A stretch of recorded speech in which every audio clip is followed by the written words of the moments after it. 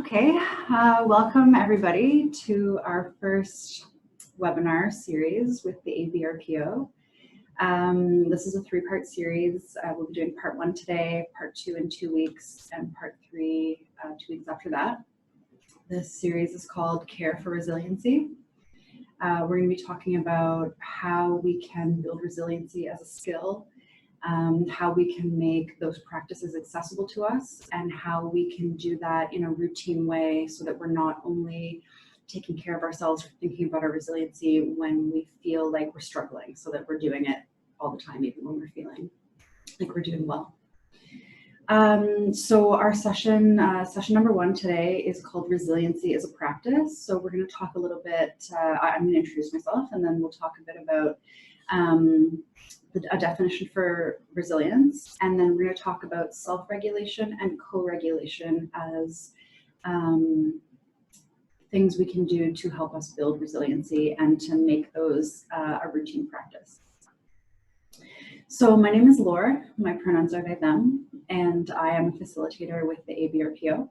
I've been a facilitator for about 2 years. I have a background in spiritual care. I have worked for about 12 years as an astrologer and also used tarot and European-based myth to help clients make meaning from their experiences and to solidify life changes. I provide one-on-one counseling, and a lot of my work has a mindfulness basis to it.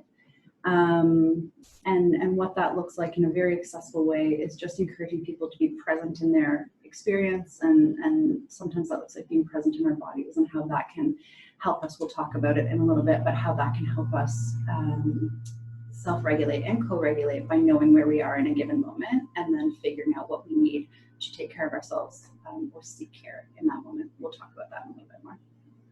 So I came into working with the ABRPO through a passion for supporting frontline workers who work in harm reduction. I believe that supporting people on the front lines is a vital part of harm reduction, to keep people well in the work, to keep people connected to their purpose. It's harm reduction because, as many know, I don't have to tell you, there are harms of chronic stress in the work and working within a larger system that underfunds and undervalues your work. And so that takes a toll. And so I feel that supporting supporters or supporting the front lines is a form of harm reduction in itself. So I came on to the ABRPO 2 years ago, carrying that with me. What I do now is I'm a facilitator for our 2-day training. It's a 2-day resiliency builder and trains teams on grief theory, understanding their own grief processes, building resiliency skills, building some self-care and team care skills. We use a model of grief that's a bit more flexible than some of the standard older models of grief. Challenging standardized notions of this is what grief looks like, and then when you're through the grief process, you're over it. We show that it's a more flexible model, and from day to day, we can be in many manifestations of our grief. We do skill shares in these trainings. We share skills like grounding when you are feeling emotional in a moment. If you're with a client or with a community member and needing to stay present, we can share skills around grounding just to keep folks present. And these trainings are interactive, and there's definitely room for discussion, and we get folks up and moving around a bit. So if you're interested in that, you can find more about that on our website, which is abrpo.org, and we'll post a link for that at the end of the training or the webinar today.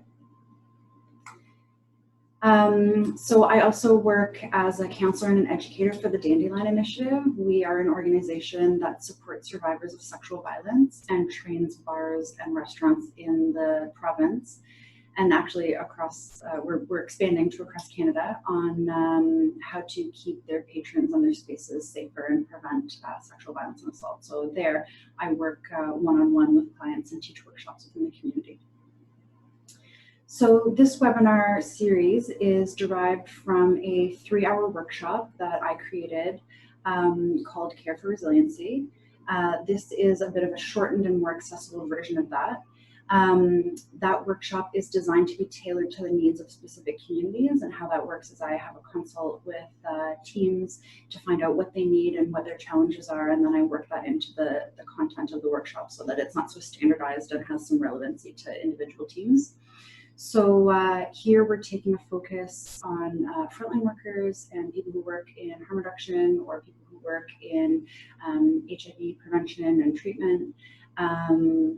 So we've got, there's an interactive component to each session that we're doing. So if you are joining us by Zoom, you'll be able to type in your questions, and my colleague Mahari is on the other side of the table from me here today, and he'll be letting me know if there's any questions. So if you don't understand something that I've said, or I left a part out that you know, you're not quite clear on, please type the question and Mahari will get that question to me, and we can go through that way.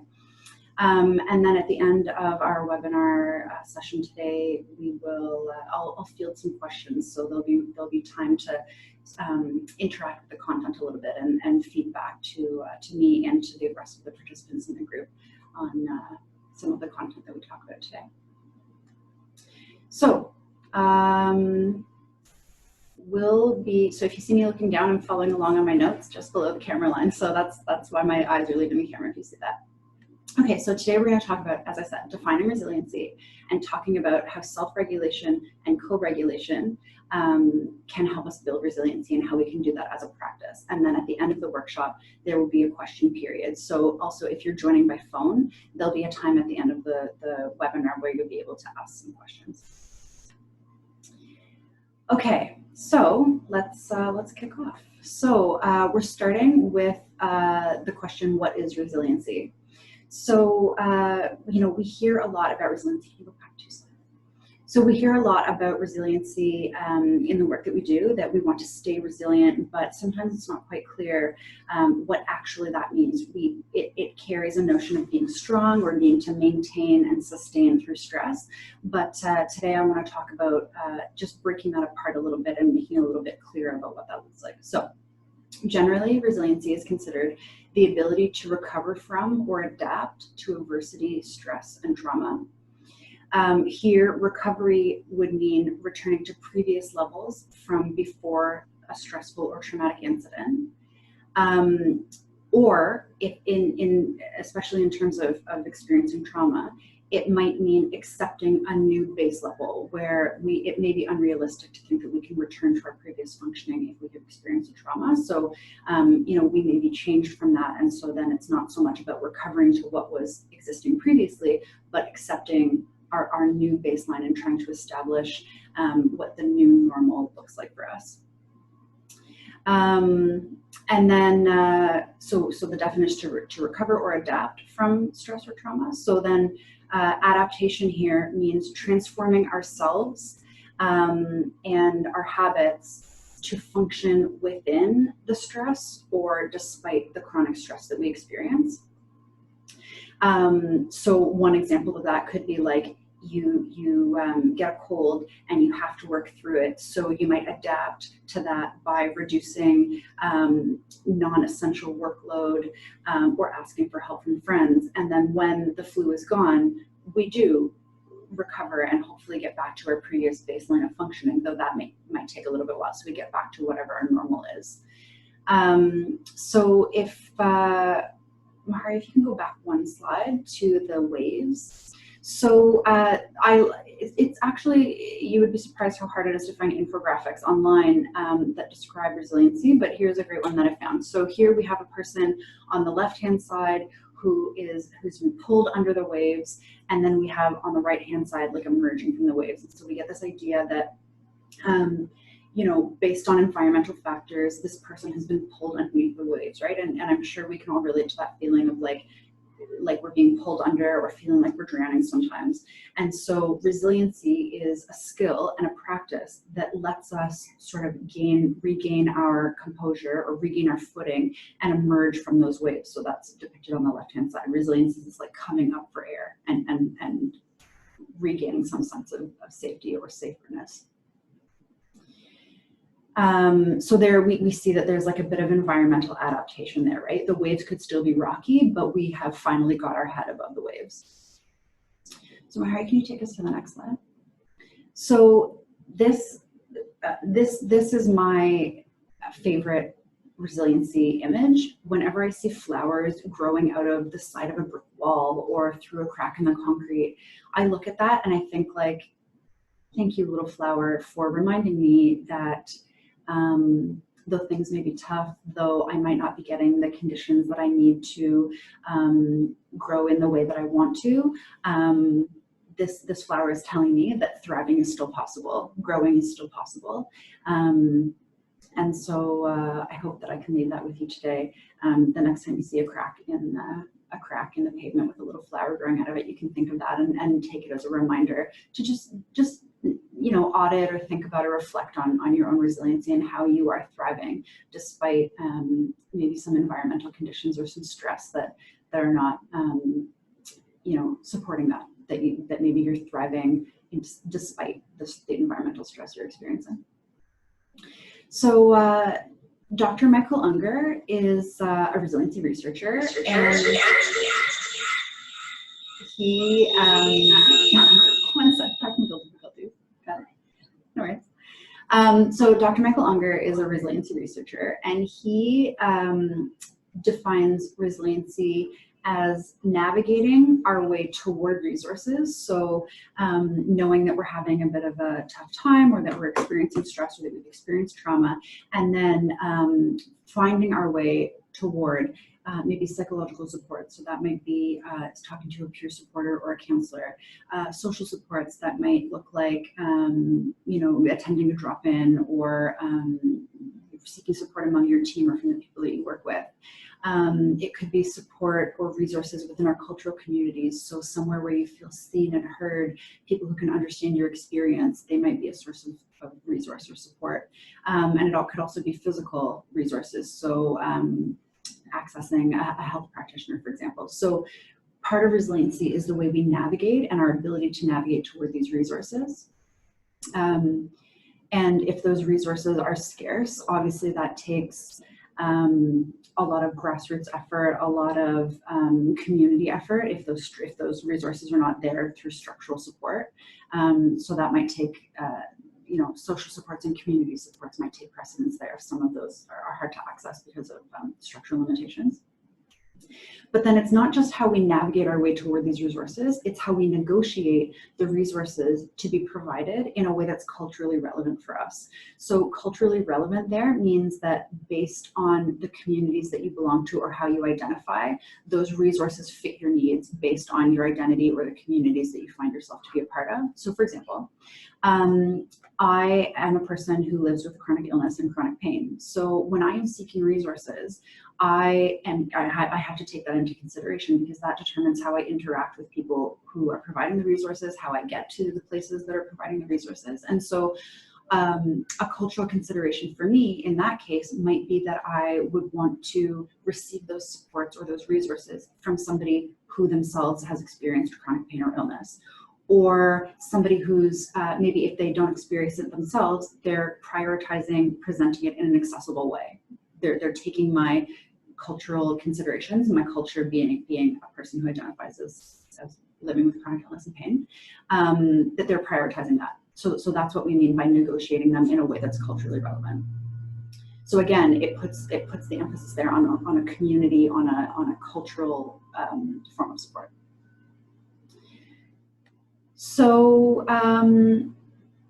resiliency, so we can be born with resiliency. Babies develop resiliency in utero, and we can navigate that as we age, and chronic stress or privilege that we hold can either decrease or increase our resilience.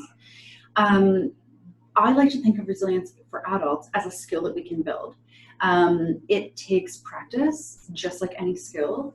And one of the ways that we can engage in that practice is through self-regulation and co-regulation as a routine. So let's talk a little bit about that.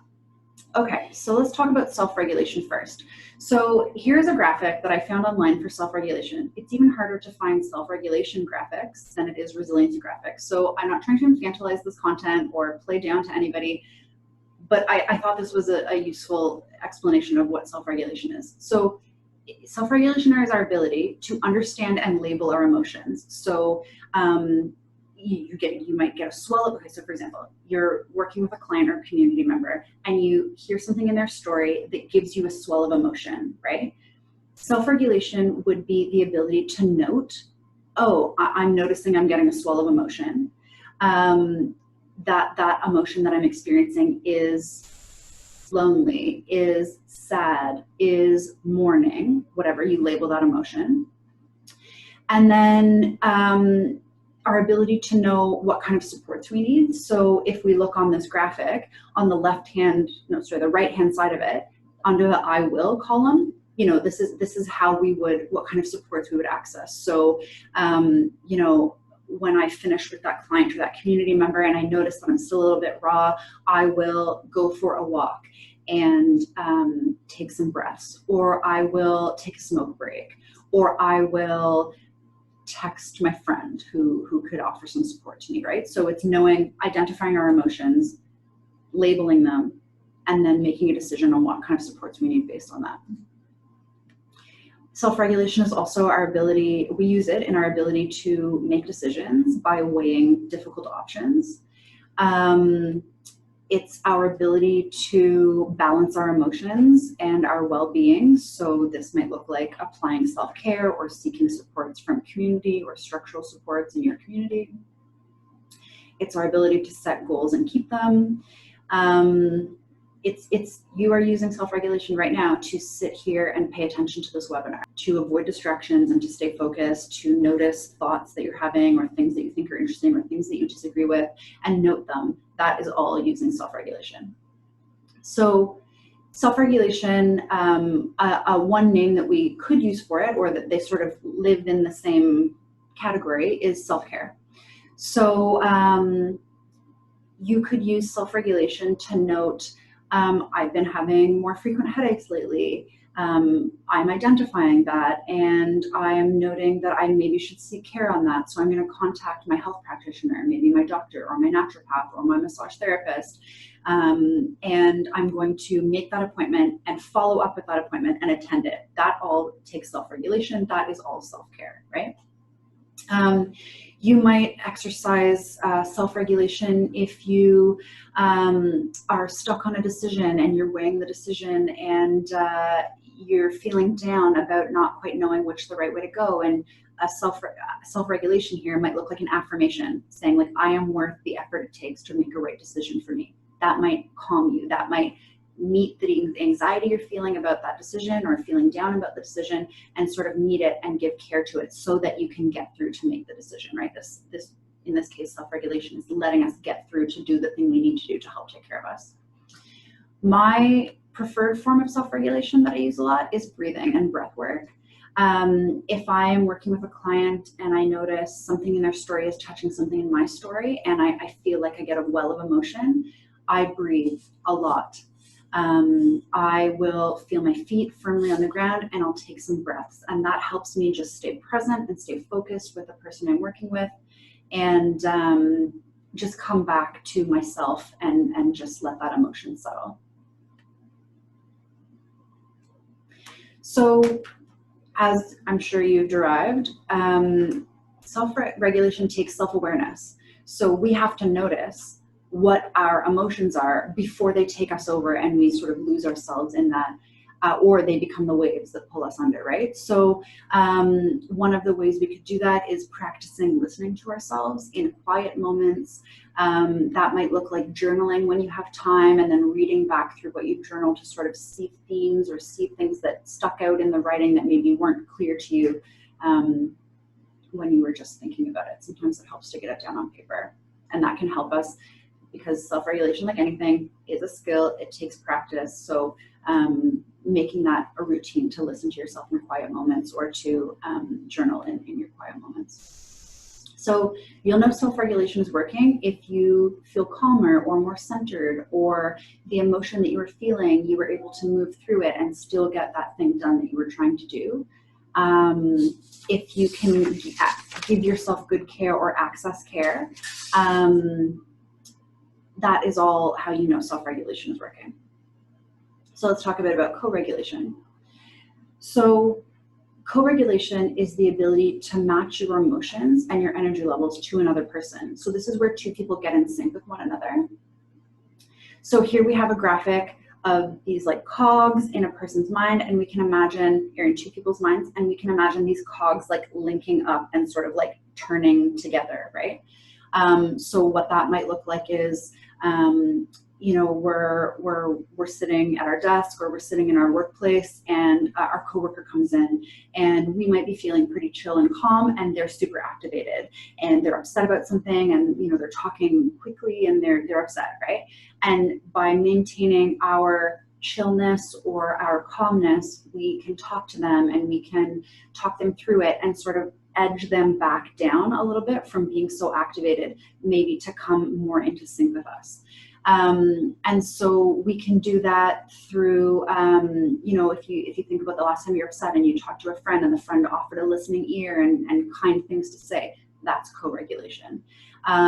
If you attend a community group or a support group, maybe like for me, it would be a recovery group. Sometimes I go into a recovery group and I'm anxious and I don't want to be there. And then by the end of the meeting, I've attuned to the energy of the other people in the group, and I'm grateful that I'm there, and I've listened to them, and I've been able to regulate my own anxiety based on the energy of the people in the room.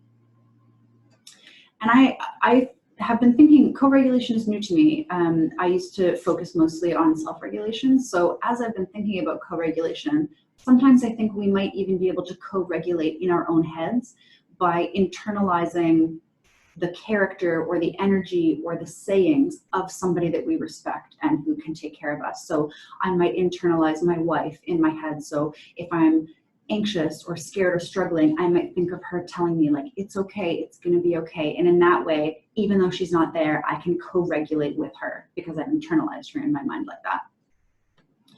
So it takes a lot of trust to co-regulate and to match your energy with another person's energy. And I think some of the ways that we can do that is by being upfront about our care needs from the other person that we're seeking support or seeking co-regulation from. So what that might sound like is, you know, a text to your coworker. I'm really struggling and I could use some support. Do you have 15 minutes to talk on the phone, right? Be clear about your needs. I need to talk and I need you to listen. Do you have 15 minutes to do that? But it also is about being open with your boundaries. Excuse me. So it's not just your needs, it's also your boundaries. So that might sound like, I'm really upset about something that happened at work, but I don't want to talk about it, but would you come over and eat a meal with me tonight, right? I need some company, but I don't want to talk about it, and that's your boundary. So your friend knows not to push you in that way. And it's also about listening to the boundaries of the support person. So you text that person, do you have 15 minutes? I really need to talk.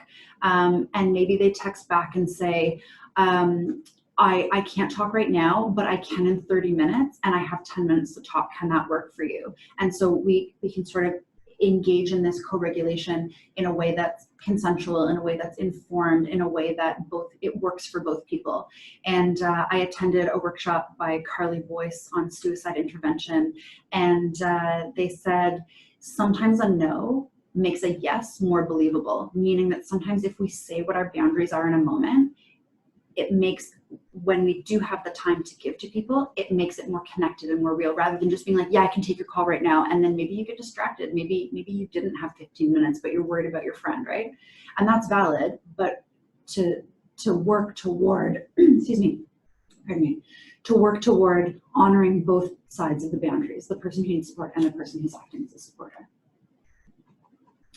So how you'll know co-regulation is working is when you feel attuned to or in sync with another person.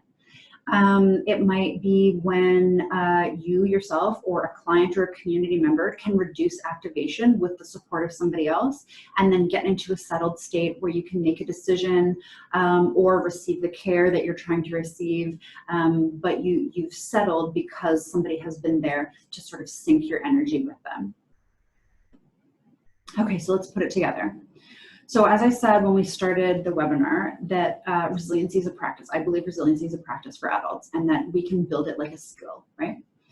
And so if we can use self-regulation and co-regulation, and we might call those self-care and community care.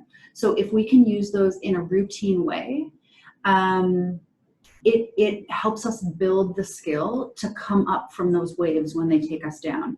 To continue that metaphor, it's almost like we become better swimmers by practicing self-care and community care as a routine, not just when we're suffering, not just when we're not doing well, but all the time, even when we don't need it.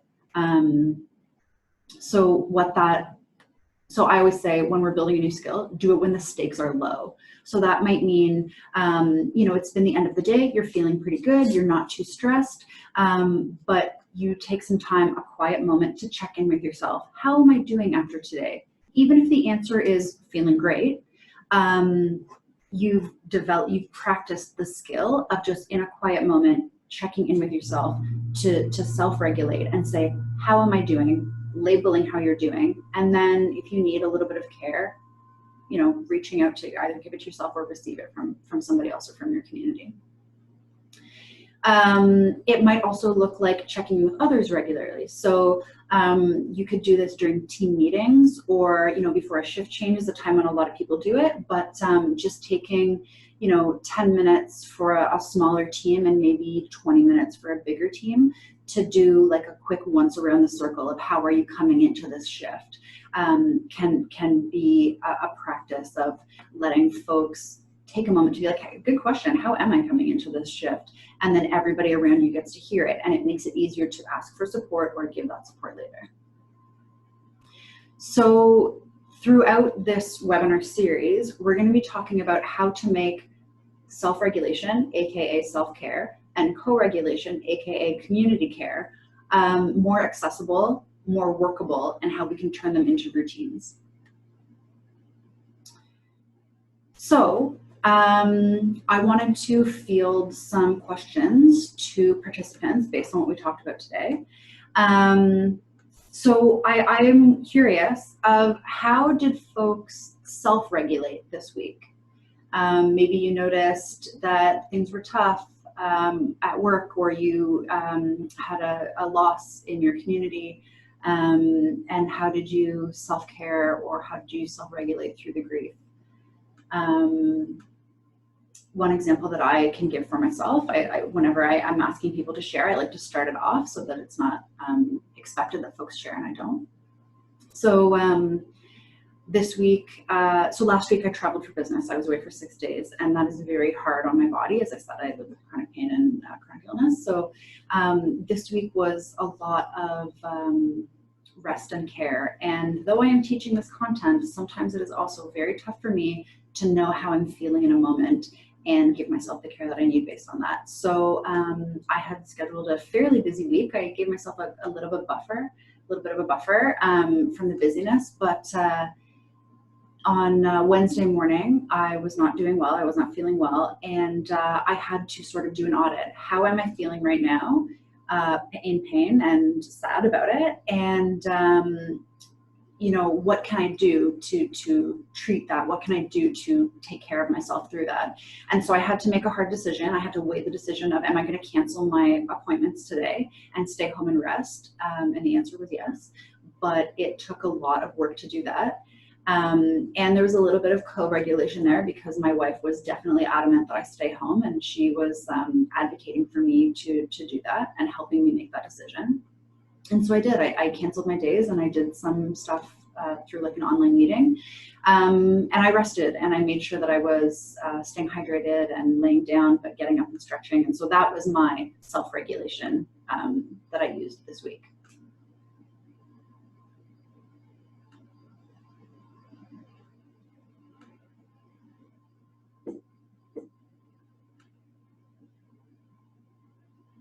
So feel free to reflect on that yourself, or if you wanted to put it in the chat window, you can do that as well.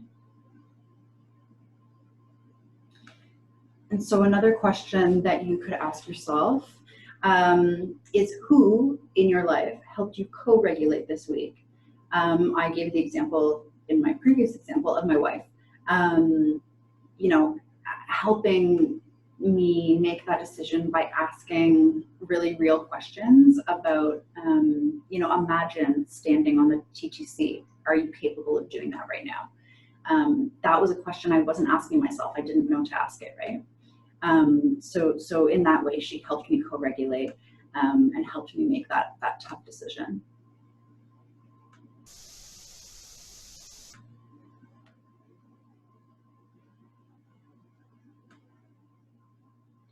And you might also think about, based on what we talked about today, what is a cultural consideration for your resiliency practice? So when we talked about that in the resiliency definition at the beginning, I gave the example of wanting to receive resources or supports from somebody who themselves experiences chronic illness or chronic pain, or somebody who prioritizes making that content accessible to me based on my experiences.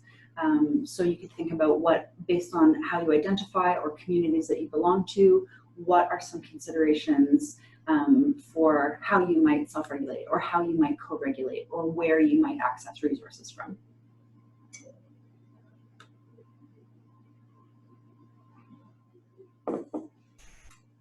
No questions yet. Okay. Yeah.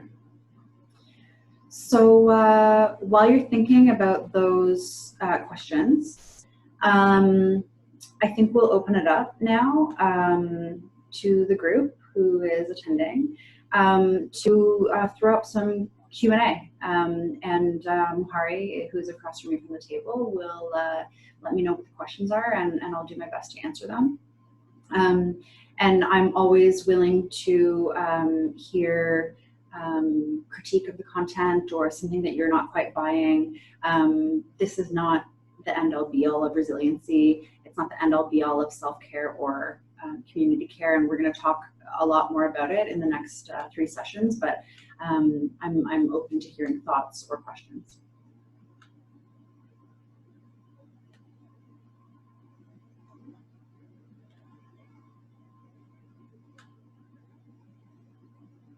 As I drink my giant tea. Yeah.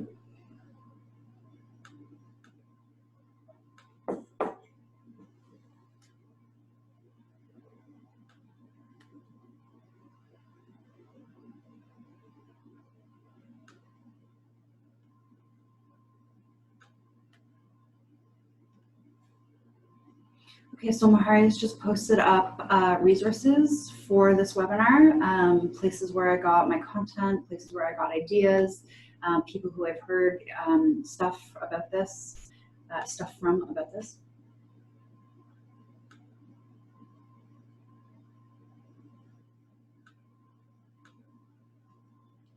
The third resource by Vet Pro, When Grief Comes to Work, Managing Grief and Loss in the Workplace. That can be downloaded for free on our website, abrpo.org. It is a very thick book that has amazing tools for teams and for workplaces, especially for teams who have frontline workers, on how to build resiliency, how to navigate multiple loss together as a team. Nicole says, I really appreciate hearing that self-care is HR. Oh my gosh, self-care, don't even get me started on HR. Do we have a whole other webinar series? HR, you said? Yeah, that self-care. I mean, I really appreciate hearing that self-care is HR. Yeah, absolutely. Oh my gosh, harm reduction for sure. I think that if we carry harm reduction as a philosophy into our lives, self-care becomes harm reduction, community care becomes harm reduction, The way we support each other on our teams becomes harm reduction. The way upper management puts structures in place to support workers becomes harm reduction. It can go so far beyond the direct offering of services, which is obviously crucial and so important. And that philosophy can really, resonate into how we take care of ourselves, how we interact with our team members, how we support ourselves. So thanks for your comment.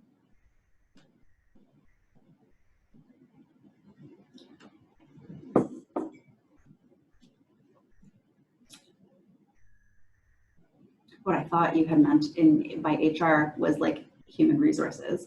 And I feel like there's a move coming, hopefully, where team wellness and workplace wellness and structural supports are built into human resources, so that whatever the harms could be of the work that you're doing, whatever the stress load is, every work has stress. We live in a capitalist system. There is stress everywhere, right? No matter what our job, especially for people who work in service providing and front lines and harm reduction, that those structures get in place to actually support workers instead of protecting the company. That is my dream. I dream of that in a utopian society. Talk a little about the structure of the 2 remaining webinars. I would love to. Thanks, Mahari. And you have another question. Okay, give me that question. What is your favorite way to maintain your resiliency in an ongoing way? Oh, okay. Okay.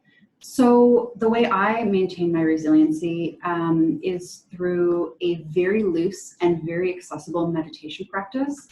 And I say loose and accessible because when I started engaging in meditation practice, I was taught to sit for 20 minutes a day, clearing my mind, not moving, meeting whatever thoughts came up. And for the first couple weeks, it was pretty okay. And then I started getting a lot of triggering imagery. I started getting memories and trauma flashbacks, and it was awful. And it was not a chill, fun time, which is how it was presented to me, like this is gonna be relaxing and help you manage stress. And so I really had to hack and pull apart the way we think meditation should go, i.e. sitting on a mat for 20 minutes, and sort of translate that into moments of mindfulness or moments of checking in with myself, moments of quietness. So my favorite way to check in with myself is when I'm doing dishes. I don't know why I find it very meditative. I pay attention to the temperature of the water. I feel the bubbles. I feel what I'm scrubbing. And that gives me just a little bit of quiet out of here to just focus on, to keep my mind occupied on my task at hand. And I've found that keeping my mind occupied on the task at hand sort of simmers down the intrusive imagery, simmers down the flashbacky stuff, and keeps me and my mind focused on something. And sometimes I'll even narrate. I am grabbing the sponge and I am washing this plate, and it sounds so silly, but for me, it's a way to quiet what's going on up here, to then in those moments be like, and how am I doing? And I carry those moments, as they say, like off the mat. So I don't ever sit for 20 minutes. The most I'll sit is maybe like 10 to 15.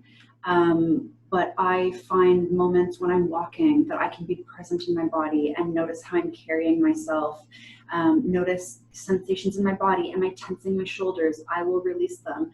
And by doing this as a practice, so anytime I am walking by myself, I'm trying to bring that in as a practice, maybe not all the time, but maybe for 10 minutes or like a minute or 2 minutes. And that is a practice for me that keeps me sharp in terms of checking in with myself. That's how I practice resiliency. In those quiet moments, checking in with myself. And then I'm still working on the other half of it, which is applying the care that I need to myself. Like, and I'll say as a part of that, maybe it is, but I have not experienced it, that you just get amazing at resiliency, and then like no matter what stress comes up, or no matter what traumas you may experience, you're just like always resilient and you just always bounce back. It definitely takes a lot of work. And that's why I say practice when the stakes are low. Practice when you are having an okay day, checking in with yourself, and seeing what kind of care you need. Oh, I'm mildly stressed. Okay, well, you know, what can I do for myself? What do I have in my toolkit of self-care that I can apply right now, rather than waiting till you know, things are super tough, and it will be much harder to figure out what you need to take care of yourself in those moments. So I hope I answered your question. But yes, in short, breathing exercises, quiet moments, walking around in sort of an awareness, meditative, embodied state is how I practice resiliency. Thanks for asking. Okay, so do you have any more questions, or should I talk about the next upcoming sessions? So, Lisa, Nicole, it's more of a statement, not a question. I will be planning that we start our shifts with a check-in and see how this goes. I will report back the feedback from my team on the next webinar. Oh, amazing. Please do, please do. And like I said, the question can be as simple as like, how are you coming into the shift? Or the question might be like, how was your morning this morning? You know, it doesn't have to take a ton of time, but giving people, you know, between like 30 seconds and a minute, not that it has to be timed, but that's about the length of time, just to get a quick snapshot of like how the team is doing. I think that's great, Nicole, and I wish you luck, and I will definitely be looking forward to hearing how that went, and if you know, there's some struggles keeping up with it as a routine, we can talk about that at the next webinar too. Thanks.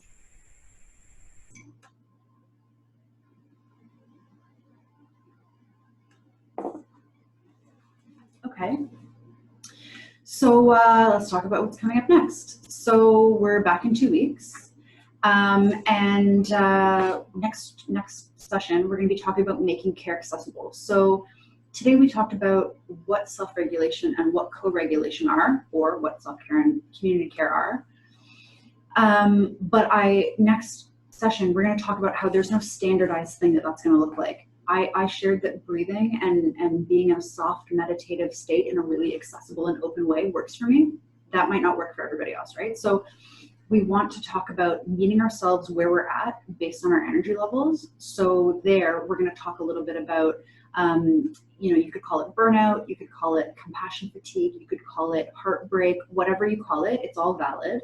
But we're going to talk about that in terms of where we are at in a given moment. And so the way I'm going to phrase that is that sometimes we are just surviving. That's when we are feeling like we're maybe getting pulled under by the waves a bit.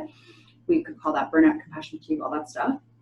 And then sometimes we're thriving, right? So we're surviving or we're thriving. And when we're thriving, we maybe have more energy to self-regulate and co-regulate. We maybe can take on new tasks, or feel like we're you know, at our best, basically, is what happens when we're thriving. So we're going to talk about knowing what it looks like for you individually when you are thriving or surviving, and how we can match care to that. Because as I shared, sometimes I stand up and do the dishes, and that is sort of like a meditative act for me. But there are days when standing at the sink is tough for me, and so I have to think of another way to get that same care based on how I'm doing in a given moment. So we're going to talk about that more next week. And then in our third session, which is happening 2 weeks after that one, so I believe it's April 5th. What's our third? 6th? It's the end of the first week of April. So we're going to talk about how to sort of pull April 9th. It's April 9th, Friday, April 9th. So we're going to talk about pulling together what we've talked about, and then how to build that into a care plan for yourself that you might keep in a notebook, or keep at your desk in your workplace, or keep in your backpack. Of how to sort of bring in what we've talked about today, what we will talk about next week about making it accessible, and then how to formulate that into a care plan, stressing again what I talked about today, where it's a practice and a skill. works the best if we're using it when we don't need it, if we're using it all the time in a routine way, not just when we notice that we're struggling and we need care. So that's what's to come. Are we, okay, so again, these are our resources that are posted on the screen Mahari is sharing with you. And if we go forward one screen, we have our website, which is, again, abrpo.org. And you can find updates on hopefully more webinars to come. This was our very first webinar we ever did, so thank you for bearing with us through trying to figure out how to do that. And you know, there's a lot of resources there that you can download. As I said, that When Grief Comes to Workbook is available there, and you can find more information about our trainings or some of the community driven projects that we do as well. So thank you so much for joining, and I hope to see you in 2 weeks.